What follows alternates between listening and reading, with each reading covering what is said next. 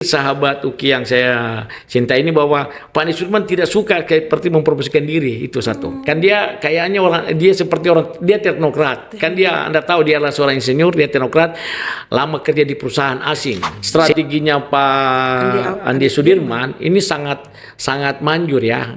Ketika kita COVID, bayangkan COVID itu dananya besar, dari provinsi juga mengeluarkan. Kita menyiapkan semua hampir tenaga medis dan sebagainya. Tapi setelah itu beliau itu menyatakan bahwa jangan kita terpaku. Kalau kita tidak pacu ini, jadi salah satu bentuk pemacuannya untuk memacu supaya keluar dari permasalahannya tadi. Dia besarkan biaya modal. Kalau dari saya, kalau kita Bapak Ibu mau tanyakan Pak Anies Sudirman, kalau saya tidak ada celahnya sih. Kalau saya, pandangan saya. Pertama agamais, teknokrat, pintar, smart. Itu aja.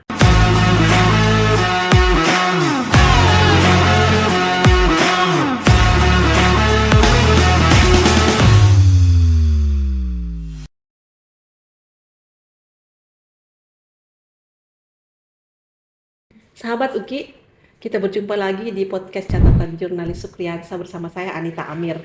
Kali ini kita akan membahas tentang isu-isu ekonomi, bagaimana kondisi ekonomi di Sulawesi Selatan selama kurang lebih 3 atau 4 tahun terakhir ini, termasuk bagaimana tenaga kerja dan kemudian tingkat pengangguran, lalu bagaimana UMKM itu bergerak di Sulawesi Selatan, bagaimana industri dan investasi yang ada di Sulawesi Selatan. Untuk itu di studio sudah hadir pakar ekonomi Sulawesi Selatan, dan beliau juga adalah guru besar Universitas Hasanuddin Sulawesi Selatan. Kita sapa tamu kita, Prof. Dr. Arifuddin SE, AK, MSI, CA, CRA, CRP. Panjang. Assalamualaikum warahmatullahi wabarakatuh, Prof. Waalaikumsalam warahmatullahi wabarakatuh. Terima kasih sudah hadir di Catatan Jurnalis Sukriyansa hari ini, Prof. Ya, terima kasih di tengah juga. kesibukannya, Ya. Prof. Kami berterima kasih sekali sudah hadir. Siap. Prof, ini saya salah satu yang mungkin tidak paham ini gelar-gelar yang banyak nih, CA, CRA, CRP. Mungkin bisa Prof jelaskan? Oke, terima kasih ya para sahabat Uki yang saya hormati. Jadi untuk gelar itu sebetulnya kebanyakan mengenai keuangan dan risiko sebetulnya. Jadi karena setiap pekerjaan itu selalu ada risiko. Iya, Prof. Terutama di keuangan kan banyak risiko yang kita mengikuti. Anda tahu sendiri bahwa akhir-akhir ini kan ada beberapa risiko, termasuk ya risiko jabatan. Sementara kalau kita di pemerintahan ini kan risikonya sedikit pasti kita berhadapan dengan APH. Iya. Yang kita sebut polisi, kejaksaan, mau KPK. Maka ketika kita melakukan sesuatu minimal selalu kita melihat risiko apa kemungkinan akan terjadi. Itu yang salah satu sehingga kami khusus di risikonya. Ya, khusus gelar itu memahami iya. bagaimana meminimalisir risiko, begitulah. Itu ya Prof yang dipelajari. Baik Prof. Prof, selain sebagai guru besar di Universitas Hasanuddin, apa kegiatan? Ya selain kita mengajar ya, itu sebagai ini tupoksi ini, dan kedua juga saya ada tugas tambahan sebagai wakil dekan. Tapi kalau di luar saya biasanya jadi konsultan keuangan untuk beberapa daerah.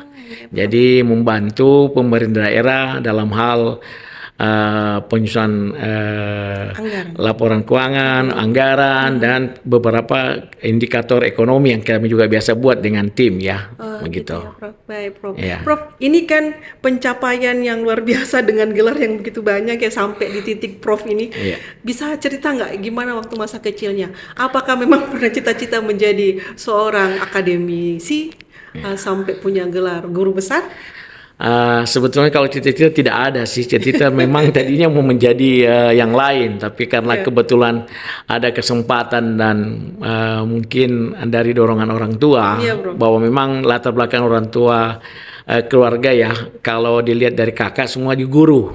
Jadi saya mencoba menjadi dosen, itu pun di tahun 92 itu saya terangkat dosen. Itu kebetulan pada saat itu kami alumni pertama untuk di bidang akuntansi, akuntan pertama di UNHAS. kami diberi kesempatan untuk menjadi dosen. Ya, alhamdulillah jalan dengan bagaikan seperti air saja, jalan Mengalir. yang mengalir kita lalui saja. Jadi tapi kita harus punya planning juga sih. Waktu Iya, itu bahwa planning itu sangat perlu. Sehingga bahwa planning ini saya harus menjadi guru besar, saya harus menjadi dapat golongan yang paling tertinggi. Itu salah satu mungkin ya. Iya, Prof. Nah, tapi yang paling dorongan itu bahwa saya harus lebih baik dari orang tua saya. Itu satu. Wah, ya. Ya. Itu ya, Prof. Ya. Terus lahir di mana, Prof? Saya lahir Masa dan kecilnya besar di di Makassar saya. Oh, Di Makassar. orang asli Makassar ya, Ya, Prof. asli Makassar saya.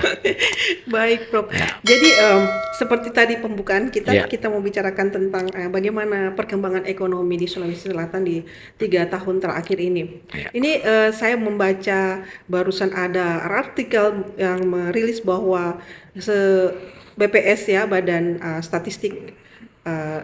Pusat Statistik merilis bahwa di Sulawesi Selatan itu terjadi perubahan terhadap angka tingkat pengangguran. Di tahun 2020 angka pengangguran itu masih 6,31%. Lalu di tahun 2021 itu turun menjadi 5,72%. Lalu di tahun 2022 turun menjadi 4,51%, dan pada Agustus tahun 2023 turun menjadi 4,33%. Ini di masa pemerintahan Andi Sudirman Sulaiman sejak 2021-2023 ada penurunan. Bagaimana Prof melihat, apakah itu sebuah keberhasilan atau? Kalau kita lihat dengan penurunan angka tadi yang dikemukakan Jasastik, itu suatu keberhasilan.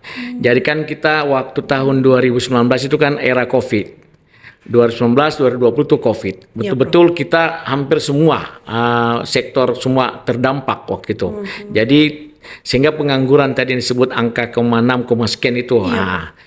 Nanti setelah tahun 2020 itu juga Pak Andi Sudirman melakukan ya beberapa dalam sisi penganggaran ya. Karena kalau penganggaran ini salah satunya banyak di sektor waktu 2020 kita masih dalam hal penanggulangan COVID. 2021 mulai banyak difokuskan anggaran itu ke dalam sektor bagaimana arus dan barang itu berjalan. Karena terus terang Sulawesi Selatan ini kan terdiri dari 24 kabupaten kota, yang dimana masih banyak daerah yang terisolir. Nah, salah satunya adalah pembangunan fisik, karena pemikirannya beliau bahwa ketika tidak ada sarana prasarana atau akses itu akan membuat angka pengangguran, karena orang desa mau ke kota agak susah menjual barang sebanyak. Dengan alasan itu maka pada zamannya Pak Andi Sudirman itu cukup memfokuskan kepada pembangunan fisik berupa pembukaan akses jalan, infrastruktur, betul sekali. Ada programnya beliau itu adalah pertama bagaimana meningkatkan pariwisata. Itu dikhususkan di Tanah Toraja kemarin dan di beberapa daerah Sopen dan sebagainya. Itu memberi bantuan dalam arti sarana prasarana jalan itu. Pikirannya beliau bahwa ketika jalan itu ada, maka akses arus barang dan jasa, maka itu dapat meningkatkan pertama pendapatan sendiri, kedua mengurangi pengangguran. Nah, bayangkan kalau pariwisata kita tumbuh, itu kan banyak UMKM, usaha mikro, menengah, kecil kan yang akan melakukan bertumbuh. Nah, itu yang salah satu fokusannya beliau. Nah, ya terus terang di zamannya beliau kan di tahun 2020 kan 21 itu ada kita utang ya kepada Kementerian Keuangan, karena ada dalam bantuan kemarin yang tanpa bunga itu juga beliau juga harus membayar itu cicilannya. Jadi salah satu, jadi memang beliau cukup dalam pengelolaan keuangan di zamannya beliau itu cukup baik lah. Dan semua dari beberapa sektor itu banyak yang terdampak ya, ada peningkatan. Tadi angka pengangguran semakin menurun mulai dari 21 sampai sekarang itu menurun sampai tembus ke angka 4, Iya, betul. Ya. Tinggal 4,33. Ya, betul 4,33 Jadi Prof, itu. Ini dalam 2 tahun itu berarti Prof menilai, memotretnya bahwa sebagai sebuah keberhasilan dalam pengembangan ekonomi. Ya, salah satu kan indikator ya keberhasilan kan pertama mengurangi pengangguran. terus mengurangi angka kemiskinan itu kan. Nah, tapi kalau kita potret lagi semua, hampir indikator dipenuhi oleh beliau. Kalau kita bicara di struktur indikator keberhasilan suatu kepala daerah kan banyak beberapa faktor. Tapi salah satu yang kami soroti itu adalah pengangguran ekonominya. Bahwa itu turun, ekonomi naik, daya beli masyarakat dia meninggi. Dulu waktu masih tahun 2000 habis Covid 2019 itu daya beli masyarakat turun sekali. Turun. Karena ada terdampak itu hampir seluruh Indonesia. Nah, maka dengan adanya setelah pemulihan ekonomi di tahun 2021-22 itu digencarkan semua ke arah ke fisik. Nah, salah satu program yang paling beliau itu adalah pertama subsidi terhadap kalau tidak salah pesawat. Orang Makassar ke Selayar itu dia tidak perlu membayar sebesar harga ini, tapi disubsidi oleh pemerintah. Salah satu pemikiran beliau bahwa bagaimana arus barang dan jasa itu mengalir.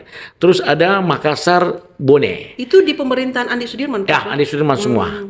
Bahkan ada subsidi untuk transportasi juga beliau berikan kepada masyarakat kecil. Jadi ini salah satu beliau sangat antusias. Keberhasilan berikutnya kalau tidak salah itu lapangan terbang Vale kita kami ambil kembali juga. Vale yang selama ini tidak pernah orang tahu bahwa dulu dikelola Vale setelah diambil alih oleh pemerintah zamannya Pak Andi Sudirman. Nah, itu yang ada di Sorowako ya. Ya, sekarang bandara itu dikelola oleh Kementerian Perhubungan. Dari provinsi sudah menyerahkan karena diambil oleh provinsi menyerahkan ke ini karena beliau ya ada regulasi yang mengatur bahwa untuk lapangan bandara harus dikelola oleh Kementerian Pusat. Begitu. Prof, bagaimana dengan kondisi UMKM kita, usaha mikro dan kecil menengah di zamannya Pak Andi Sudirman selama 2-3 tahun terakhir ini? 2-3 tahun terakhir ini untuk UMKM kita sangat maju pesat ya. Salah satu saya kasih contoh adanya rest area yang kita buat di kalau tidak salah daerah Sidrap. Itu diperuntukkan UMKM, diberikan UMKM. Selain itu di Kerasda kita ya UMKM sana hampir tumbuh. Kami sudah bisa mengimpor kalau tidak salah itu kemarin sutra dari Sengkang kalau tidak salah sama Sopeng itu. Itu salah satu ini. Kita sudah bermitra dengan beberapa negara. Ya. Anda tahu bahwa sutra kita sekarang itu salah satu kan dikelola bukan industri besar tapi industri rumah tangga itu sutra. Masuk dalam UMKM ya, itu. UMKM itu masuk betul sekali. Jadi banyak yang dilakukan oleh Pak Andi Sudirman ini zamannya. Cuma beliau itu kan tidak sama dia tidak ada mempunyai bagaimana mempromosikan diri, mempromosikan dirinya sebetulnya sehingga orang masyarakat yang lain. Jadi sahabat Uki yang saya cintai ini bahwa Pak Andi Sudirman tidak suka seperti mempromosikan diri itu satu. Kan dia kayaknya dia teknokrat. Kan Anda tahu dia adalah seorang insinyur, dia teknokrat, lama kerja di perusahaan asing. Sehingga dia memang orangnya tiktangnya cepat dia bekerja. Itu. Sehingga mungkin kenapa zamannya ada gonjang-ganjing, kenapa di pemerintahan dia mengganti, karena memang dia orangnya serba cepat, karena dia adalah teknokrat yang beda dengan orang dari sosiologi dan sebagainya, pemerintahannya beda. Dia memang baru dari pemerintahan, tapi dia orang teknokrat bagaimana mengadaptasi. Bekerja cepat tapi silent ya, tidak betul, tidak ya betul sekali. Tidak sama kan ada beberapa kan daerah baru sedikit sudah mempromosikan. Kalau beliau itu tidak, tapi kita bisa lihat angka sendiri. Kemarin sutra kita itu kalau tidak salah sutra ya itu bahkan sudah kita bisa bersaing dengan di Jawa. Cuma kita memang kalah karena dari Cina yang seberapa murah itu. Betul. Nah, kemarin sutra kita cukup bagus. Kita punya pemintalan yang punya perusahaan daerah ada itu. Pemintalan sutra, Bro. Iya, betul ada. Kalau sutra itu masih didominasi ada di Cina. Sengkang sama Sopeng itu kalau tidak salah itu. Untuk ya. Kalau di infrastruktur, Prof. Pak Andi Amran. Kalau Andi Sudirman ini kalau di infrastruktur jalan kebanyakan jalan. Contoh Anda tahu daerah Bone itu kan zamannya Andi Sudirman mulai dari yang terkenal itu yang bawa jembatan kan beliau itu yang menembuskan jalan Palatai ke atas itu Bone yang daerah Lapariaja ke atas itu sampai Kota Bone itu kan beliau yang lakukan itu sehingga melakukan. Nah, terus juga termasuk jalan-jalan di Tanah Toraja, di Sopeng maupun hampir semua kabupaten kota dalam bentuk bantuan fisik dari pemerintah provinsi. Itu zamannya Pak Andi Sudirman. Itu signifikan ya Prof terhadap perbaikan ekonomi? Signifikan sekali karena kemarin kita itu kan COVID ya. Iya. COVID itu kan otomatis kalau dia pekerjaan fisik akan menyerap tenaga kerja lokal dalam bentuk orang bekerja. Kedua toko-toko dan usaha kan maju. Otomatis kan toko pasti mempekerjakan. Itu salah satu beliau. Kalau kita tidak menggunakan fisik, pasti tidak akan bergerak ini ekonomi. Maka fisik itu yang banyak menggerakkan ekonomi. Berdampaknya banyak kepada tenaga kerja, kepada pengusaha, kepada UMKM kecil. Jadi kalau tidak ada itu dia pemicunya. Bisa dibayangkan kalau pemerintah daerah tidak cepat melakukan pencairan apapun itu akan berdampak sekali pada pertama UMKM itu adalah penjual makanan contoh karena pemerintah coba kita bayangkan anggaran makan minum saja di provinsi itu Pak sangat besar dan kita sudah menggunakan e-marketplace itu bisa kita membeli. Jadi tidak lagi seperti dulu bahwa pengusaha besar yang akan mendapat keuntungan untuk penyedia makan minum. Sekarang dia karena adanya e-marketplace yang dibuat oleh pemerintah provinsi, maka semua orang bisa sama dengan kayak Shopee begitu, e-marketplace. Ya, berarti kan yang bernaung di bawah itu kan UMKM, kecil mikro. Itu salah satu. Jadi penganggaran. Jadi kalau kita bicara pemicu daripada APBD ini sangat besar sekali kepada UMKM, kepada pengusaha dan kepada masyarakat. Karena yang tadi pembangunan fisik berupa prasarana berupa jalan itu sangat. Artinya teori ekonominya ketika arus dan barang itu mengalir, otomatis akan bertumbuh itu. Nah kalau tidak mengalir bagaimana? Nah itu yang salah satunya yang saya kemukakan. Lalu selain infrastruktur, bagaimana dengan sektor pariwisata yang disentuh oleh Pak Andi? Kalau sektor pariwisata ini memang sudah diusahakan seperti ada Lovely Toraja itu disentuh beliau. Maka dibukalah akses penerbangan. Itu salah satu. Akses penerbangan disubsidi. Bagaimana orang Toraja ini di daerah lain itu pulang ke kampungnya tidak perlu dia ini. Itu salah satu. Maka dia subsidi pesawat itu salah satu. Yang kedua, kan Toraja kemarin itu hampir sudah tidak penerbangan setelah COVID.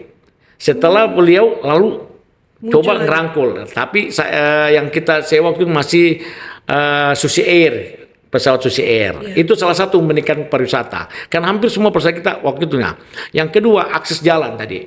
Anda boleh lihat di daerah Toraja sekarang sudah bagus semua akses ke sana ke tempat-tempat wisata. Jadi beliau banyak buka contoh yang terkenal di atas awan kan itu sudah aksesnya sudah ada. Itu sudah dibuat aksesnya. Jadi banyak. Jadi boleh jadi Pak Andi Sudirman ini kemarin memberi dalam bentuk stimulan, dalam bentuk bantuan keuangan, ada juga yang langsung dikerjakan oleh provinsi. Iya, secara fisik, betul sekali. Oke, Prof, kalau kemudian adakah Prof memotret bagaimana investasi di Sulawesi Selatan selama pemerintahan beliau? Apakah asing atau misalnya modal dalam negeri itu bertumbuh nggak, Prof? Kalau investasi sebetulnya untuk kemudahan sangat mudah berinvestasi kita di Sulawesi Selatan. Itu karena kebijakan? Karena kebijakan.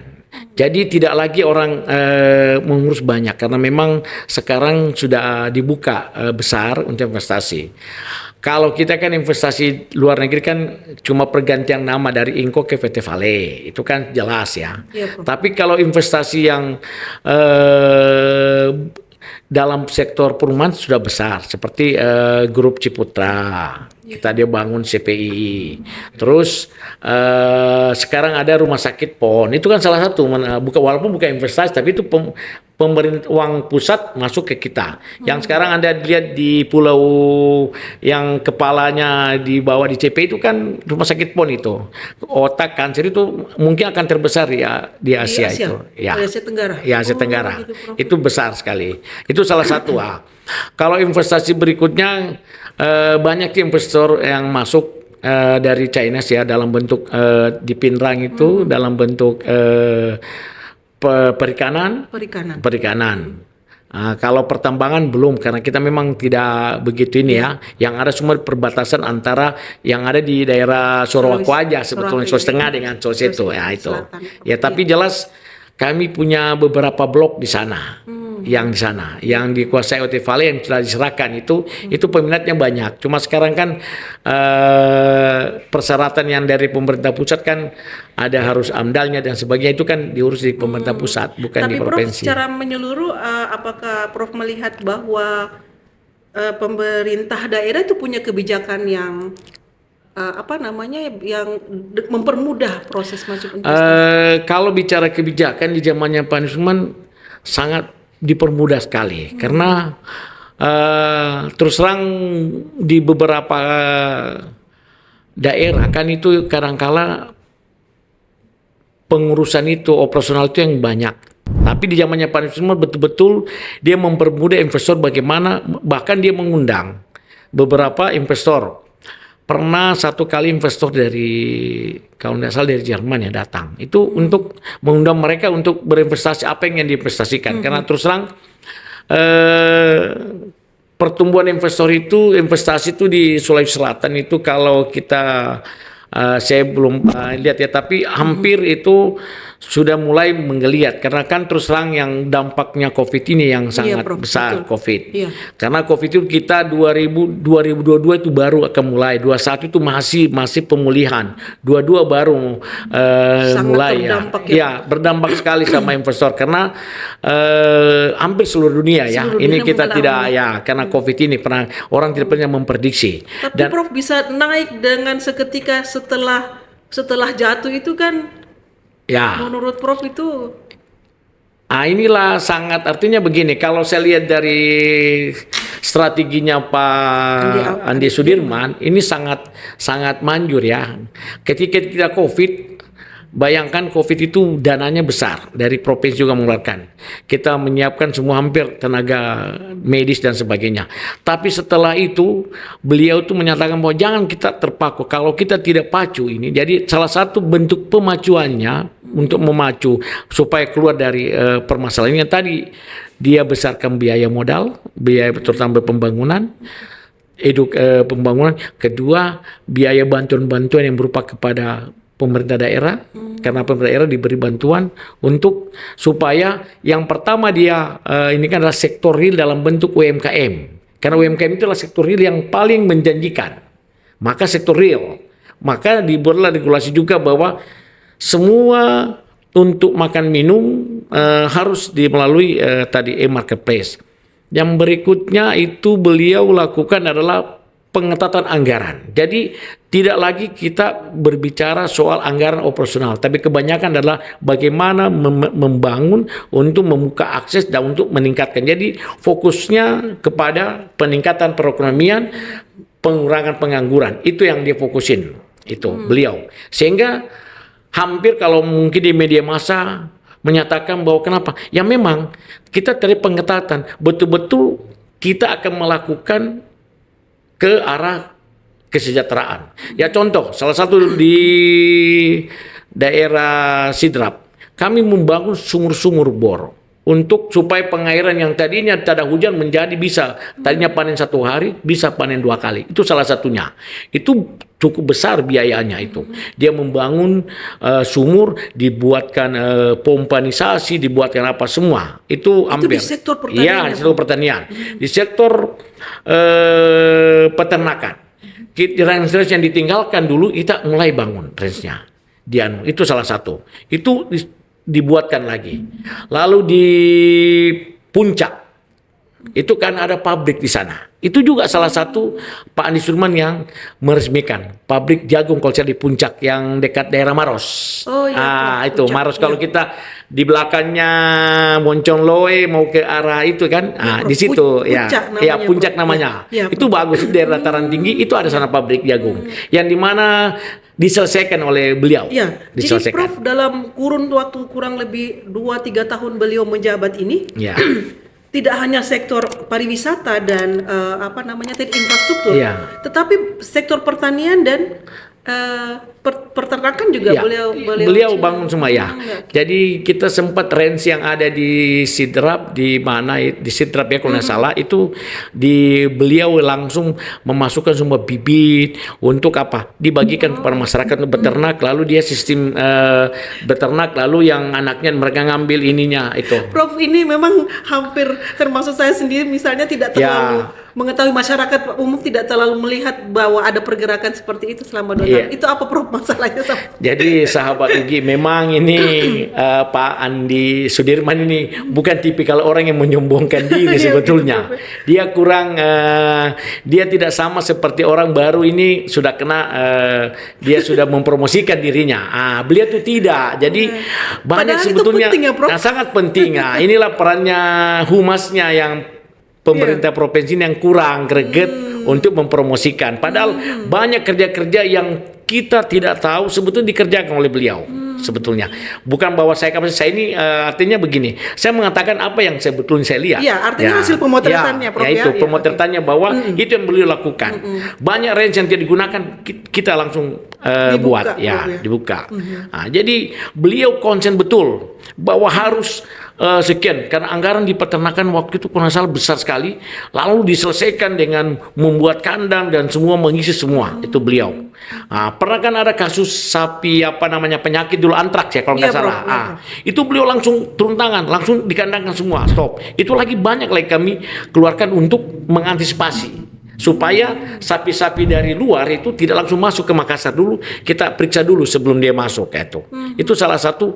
Jadi sebetulnya strategis banyak yang dibuat oleh ini, yaitu tadi saya bilang mereka itu beliau tuh kurang promosi aja sebetulnya sehingga masyarakat selalu bahwa apa sih dikerjakan padahal dia banyak kerjakan di luar daerah. Memang kalau di Makassar tidak begitu nampak ya karena kan Kota Makassar kan punya sendiri kan, dia punya loyal. Ya kalau Anda lihat jalan-jalan di provinsi kan dikuasai oleh mereka. Contoh di Neponto ada sama yang dilakukan yang ada di Sidrap tadi. Iya, Bro. Jadi dia tempat orang istirahat di situ, UMKM-nya rest area, rest area. Ada 2 rest area. Itu kami sudah serahkan ke kabupaten kota semua. Jadi satu diserahkan ke Neponto, satu diserahkan ke itu yang dibangun Citrap. oleh pemerintah provinsi. Zamannya Andi Sudirman. Itu zamannya Pak Andi Sudirman. Dia berpikir kalau Anda ini dia butuh istirahat, maka dibuatkan istirahat. Di dalam rest area itu ada penjual-penjual makanan. Jadi sebetulnya dan itu dikelola oleh masyarakat setempat. Semua mereka buat tempatnya sudah disiapkan. Pokoknya sisa langsung menjual lah di sana. Itu salah satu UMKM. Itu mungkin yang saya bisa kemukakan ya para sahabat UKI karena itu yang dilakukan. Cuma ya tadi saya katakan kurang promosi aja. Kurang promosi. Iya, kurang Prof. promosi. Jadi sebenarnya kalau secara ini Prof melihat apalagi yang ada hambatan apa kalau di Sulawesi Selatan sendiri ketika pemerintah berusaha untuk memperbaiki perekonomian. Masih ada hambatan yang Prof lihat nggak dalam kalau saya sih melihatnya ya Pak melihatnya sebetulnya kan tergantung kepada nanti ke depan visi misinya apa yang akan dilakukan.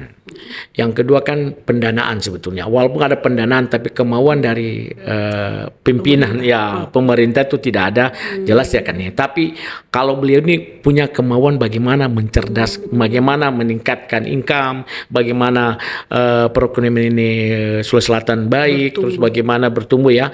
Lalu bagaimana pengangguran, tingkat angka kemiskinan menurun, itu yang beliau fokuskan. Apalagi kan kalau kita sejalan dengan pemerintah sekarang kan ke depan kan banyak nanti mengeluarkan seperti makan siang gratis ya nanti itu pasti akan diadopsi lagi oleh pemerintah kita ke depan karena makan siang gratis walaupun secara notabene bukan kewenangan provinsi karena provinsi itu kan SMA kan SMK SMA, ya. Sementara kabupaten kota kan SD sampai SMP ya. SMP. Sementara yang mau dikasih makan gratis adalah program baru SD kan yang mau difokuskan itu. Berarti di pemerintah Berarti daerah kota itu. nanti daerah Iya, betul. pasti akan diberi stimulan berupa bantuan pasti bantuan keuangan. Iya, Nah, itu. Prof.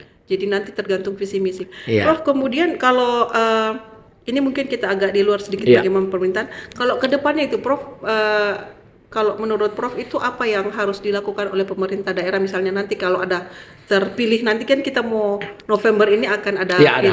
Pilkada ya. Pilkada Iya. 2024. Itu menurut Prof apa yang harus dilakukan oleh pemimpin ke depan untuk memperbaiki terus meningkatkan yang sudah baik ini ya? Ya, kalau saya sebetulnya sisa yang kita harus fokuskan ini sebetulnya selain masih ada pemeliharaan sarana yang sudah dibangun, yang kedua mencari sektor-sektor yang belum terjamah karena terus terang kalau kita melihat di beberapa informasi TV kalau kita pagi-pagi ya, Iya, Prof. sebetulnya masih banyak daerah terisolir yang sebetulnya tugasnya kabupaten kota memang harus sejalan bersama dengan ini pemerintah daerah kabupaten kota untuk bagaimana yang terisolir sehingga orang dapat menikmati pendidikan. Sebetulnya di bidang pendidikan ini ya, kan betul. bidang pendidikan dasar yang sangat perlu. Bidang kesehatan kan ada kewajiban kita ya kesehatan pendidikan yang harus didahulukan dulu. Nah, ini yang sebetulnya yang dimana sebagai ini jadi memang ke depan itu kita harus banyak bantuan kepada kabupaten kota dengan catatan bantuan itu langsung diawasi. Jangan diserahkan ke kabupaten kota supaya diawasi karena terus terang kita agak miris kalau melihat di maaf TV Trans ya, kalau Iya. pagi-pagi, Iya, kalau Bro. subuh, Iya, Bro. itu kan masih banyak daerah yang terisolir yang di mana susah sekali. Padahal yang susah karena sarananya. Maka sebetulnya kabupaten kota ini harusnya memfokuskan para nanti yang kabupaten kota. Iya. Kalau gubernur sisa membantu, karena gubernur kan sisa bagaimana bisa menumbuhkan yang mana tugasnya beliau, karena tugasnya provinsi dan kabupaten kota kan agak berbeda. Betul, Prof. Nah, kalau provinsi sisa bagaimana menumbuhkan apa yang ada di kabupaten kota itu sisa kita memberi dana stimulan berupa bantuan keuangan. Nah, kalau provinsi kan sisa bagaimana mendatangkan investor, ya kerjasama dengan kabupaten kota karena semua lahan yang ada di kabupaten kota. Nah, kan kalau provinsi kan cuma regulator sebetulnya, Prof. regulator. Betul, Prof. Regulator. Jadi sebenarnya provinsi cuma membuat stimulan, ada yang perlu dibangun memang masih kewenangannya provinsi akan kerjakan. Nah, terus terang kita masih banyak ya bagaimana menumbuhkan industri, misalnya kalau kita bilang industri kita punya seperti tadi sutra, Prof. terus industri kakao.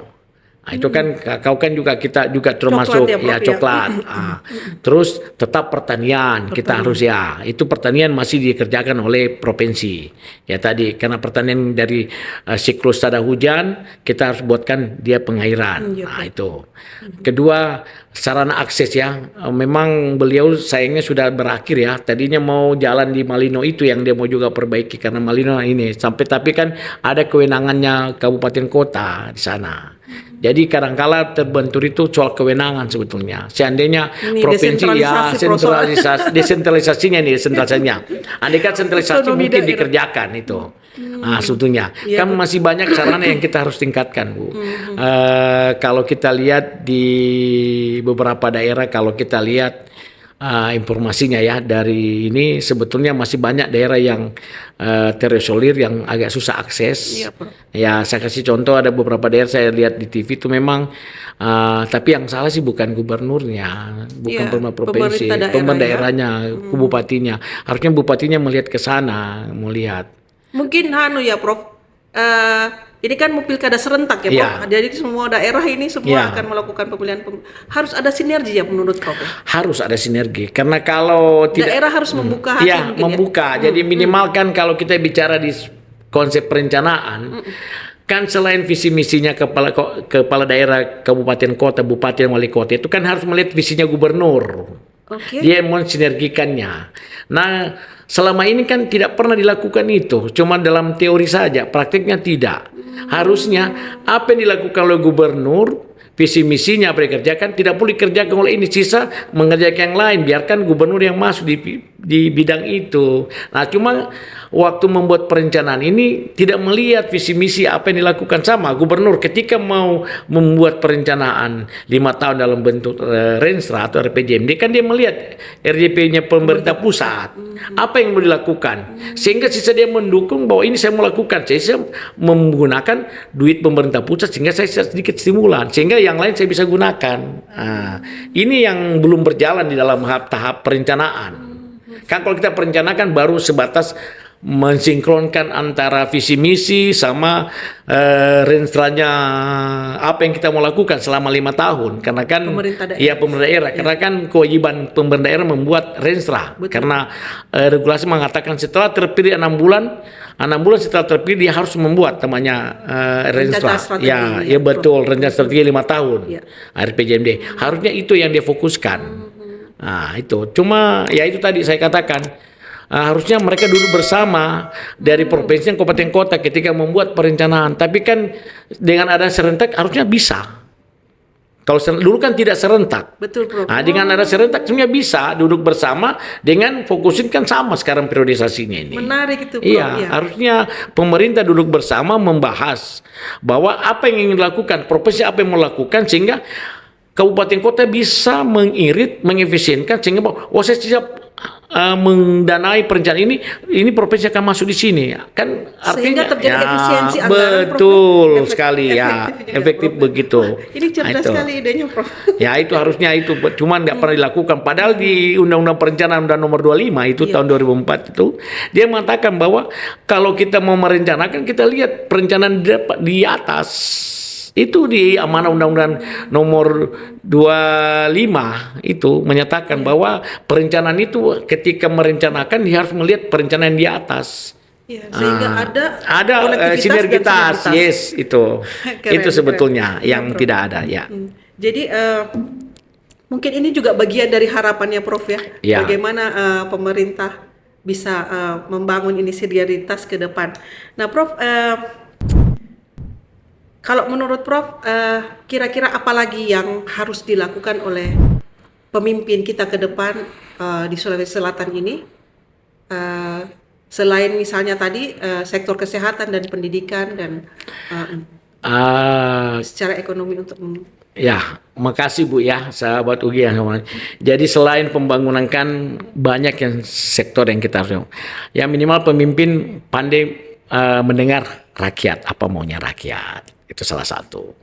Karena terus terang rakyat kan juga pengen bersuara apa yang diinginkan. Dan kedua, apa yang nanti dijanjikan harusnya dilaksanakan.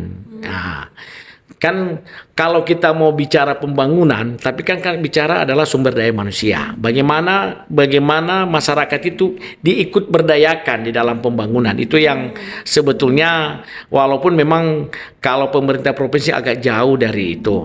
Karena yang langsung turun ke sektor yang berhadapan bertatap langsung adalah pemerintah kabupaten kota.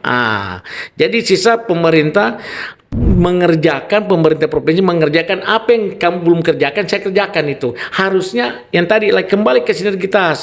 Kan pembangunan bukan saja dari segi bentuk fisik, yang non fisik juga harus perlu diinikan. Pertama tadi kesehatan sudah, ini kan wajib pendidikan.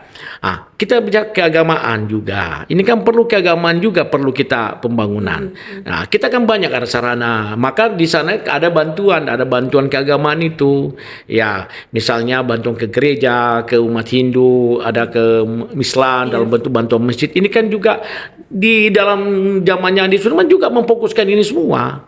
Anda lihat sendiri ada satu di Bone ya, kebetulan jangan karena beliau orang Bone, tidak, kebetulan di sana ada lahan yang tersedia. Didirikanlah masjid di sana. Terus dia bangun di sisi kesehatan, ada rumah sakit yang baru. Orang tidak tahu ada rumah sakit di mana, TPB. Rumah sakit provinsi. Tapi mana para orang tahu bahasa rumah sakit? Orang Makassar tidak pernah tahu. Padahal ada rumah sakit itu di Bone ada rumah sakit TPB. Rumah sakit TPB itu di Bone sudah diresmikan beliau. Itu. Coba lihat, ada nggak pernah Ibu lihat bahwa ada rumah sakit? Nggak ada. Betul. Ada rumah sakit provinsi di sana. Jadi rumah sakit kita sudah ada. Selain rumah sakit Dadi, rumah sakit Labuan Baji. Labuan Bajo kan sudah meningkat statusnya Labuan Baji. Sekarang Anda lihat bagaimana fasilitas. Rumah sakit pemerintah kita tidak kalah dengan swasta. Semua lengkap peralatannya dari segi kesehatan ini. Nah, ini kan tidak pernah mereka dengarkan. Anda pergi rumah sakit Dadi. Dadi itu bukan lagi rumah sakit orang gila, tapi sudah terima rumah sakit untuk umum. Dan itu bisa untuk orang kayak misalnya stroke dan sebagainya. Lengkap alatnya, sampai ada alat menggunakan tenaga atom. Ini dari rumah sakitnya. Nah, rumah sakit Pertiwi itu kan punya provinsi, rumah sakit Siti Fatimah lengkap semua peralatannya, punya USG, punya CT scan semua. Apa ini dipunyai oleh swasta, pemerintah provinsi sudah punya semua. Jadi ini salah satu. Jadi sehingga kita ada penambahan rumah sakit selesai rakyat, ada rumah sakit gigi, terakhir ada rumah sakit di Bone. Itu. Jadi ada penambahan. Jadi coba Ibu bayangkan. Ibu pernah tahu nggak bahwa rumah sakit Bone? Tidak ada yang tahu. Pasti rumah sakit pemerintah Bone, padahal provinsi punya ada yang baru. Itu punya provinsi, punya provinsi, bukan Bone punya, provinsi punya. Maka beberapa tenaga dokter dari beberapa rumah sakit dialihkan ke sana. Itu. Waduh, Prof, bagus sekali cara pemotretan Anda betul, tentang bagaimana perkembangan Sulawesi Selatan di 3-4 tahun terakhir ini, betul. ya, Prof. Kalau harapan kepada pemerintah ke depan adalah?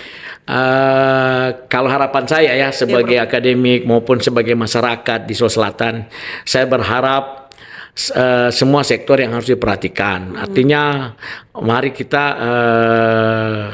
pemimpin yang akan datang ini pemimpin betul-betul yang pro rakyat, dalam artian bahwa betul-betul mengabdi untuk rakyat dan apa yang telah dibangun oleh pendahulu, artinya yang dibangun oleh Pak Andi Sudirman, kalau misalnya Pak Andi Sudirman masih terpilih karena belum calon, mudah ditingkatkan dan dipelihara, karena persoalannya bukan uang sedikit yang kita gunakan. Nah, itu salah satu. Yang kedua, bagaimana lagi meningkatkan daya tarik investor. Nah, karena kita sudah punya beberapa yang insya Allah mungkin tambang ya, kalau dia hasil kajian beberapa teman-teman dari akademik tuh kita punya banyak potensi untuk itu. Nah, kedua, potensi peternakan. Sekarang peternakan itu sangat baik sekarang. Potensi terutama peternakan ayam unggas ya, itu sapi kami ini itu banyak ya. Jadi hampirlah semua lini sebetulnya harus dikerjakan. Selain itu jangan lupa ya adalah kembali kepada agama, sosial itu yang perlu diperhatikan. Itu saja harapan saya kepada nanti siapapun yang terpilih. Besar harapan saya bahwa apa yang sudah ada dilanjutkan, apa yang belum kita tambahkan. Itu saja. Karena supaya jangan terserat anggaran ke arah yang tidak kita inginkan. Itu saja sebetulnya harapan saya. Ya, Prof, kalau ini kan tadi harapan kepada pemerintah. Ini Prof misalnya ada nggak namanya milestone 5 tahun ke depan, apa cita-cita Prof mungkin. Tapi ini sudah jadi guru besar, mungkin ada cita-cita pribadi. Iya.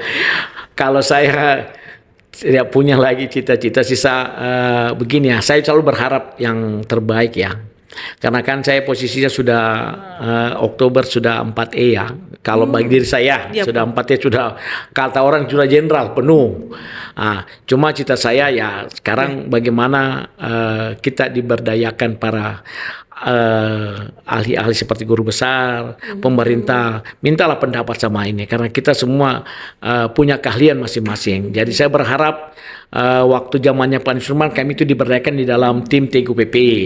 Mungkin nanti ke depan ada yang lain, bukan saya, mungkin lain berdayakan karena mereka punya masukan, mereka punya pandangan akademis yang ini. Karena terus terang pemerintahan tanpa ada akademis juga akan pincang. Karena akademis ini juga mempunyai semacam pola pikir yang mana betul-betul memikirkan bukan karena yang lain, tapi memikirkan bagaimana ke arah yang baik. Walaupun selama ini sudah baik, tapi beliau itu selalu minta juga berpendapat sama beberapa tim. Ini kalau saya lakukan ini gimana? Melanggar nggak? Kalau ini saya lakukan gimana? Kan diberi pandangan secara ilmiah kan? Betul, Prof. Nah, perlu ilmiah ini dimasukkan di dalam jajaran. Bukan dalam bentuk dia harus kepala dinas, jangan. Dia dalam bentuk sebagai tenaga ahli bahwa ketika ada ini bagaimana pandangannya. Dan pandangan itu kan tidak harus juga ini kan, tapi minimal pandangan secara ilmiah itu. Ya saya ke depan harapan saya semoga pemilihan pilkada serentak ini akan terpilih lahir pemimpin yang betul-betul yang amanah. Iya, Prof. Yang amanah. Otomatis amanah pasti orang bilang kalau amanah kalau orang politik bilang tingkat keterpilihannya Ya apa namanya kalau Elektabilitas. elektabilitasnya. Itu pasti kalau elektabilitasnya bagus, insya Allah pasti akan terpilih. Yakin dan ini dan dia pasti amanah. Kalau dari saya, kalau kita Bapak Ibu mau tanyakan Pak Andi Surman, kalau saya tidak ada celahnya sih. Kalau saya, pandangan saya. Pertama agamais, teknokrat, pintar, smart. Itu aja. Nah kita butuh pemimpin itu sebetulnya. Teknokrat, smart, dan dia agamais. Iya, Prof. Ya itu. Itu salah satu saya kenapa bahwa bukan karena Ibu mau saya tidak bawa karena pernah kerja sama Pak Andi Surman. Bukan. Tapi bahwa beliau memang panutan bagi kami. Baik. Waktu, konsekuen waktu. Dia karena pernah kerja sama orang asing, maka waktu itu sangat penting. Ketika dia janji jam sekian dia tepati. Bahkan kita biasa malu kita kalau tidak datang tepat waktu. Kedua, waktu pas sholat langsung dia selesaikan sholat. Kita sholat stop break sholat.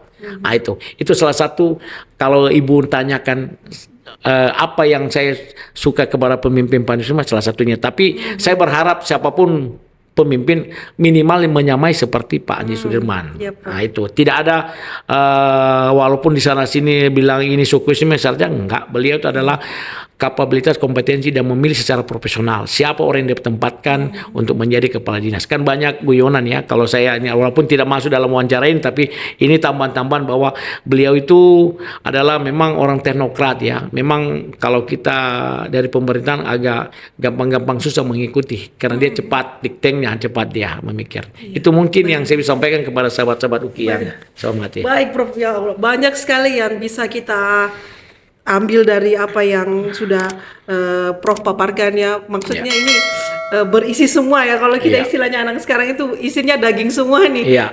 Terima kasih banyak Prof atas waktunya, atas pencerahannya terhadap bagaimana cara Prof memotret perekonomian Sulawesi Selatan sehingga menimbulkan optimistis di mudah-mudahan di kalangan pemirsa dan sahabat UKI dan kami. Nanti mudah-mudahan insya Allah kapan-kapan bisa podcast lagi ya Prof. Oke, siap. Makasih. Terima kasih banyak waktunya Prof. Sama-sama. Kali ini demikian sahabat UKI atas perbincangan kami dengan Prof Arifudin terhadap bagaimana memotret ekonomi Sulawesi Selatan di 2-3 tahun terakhir ini. Sampai bertemu lagi di podcast mendatang. Assalamualaikum warahmatullahi wabarakatuh. Waalaikumsalam warahmatullahi wabarakatuh.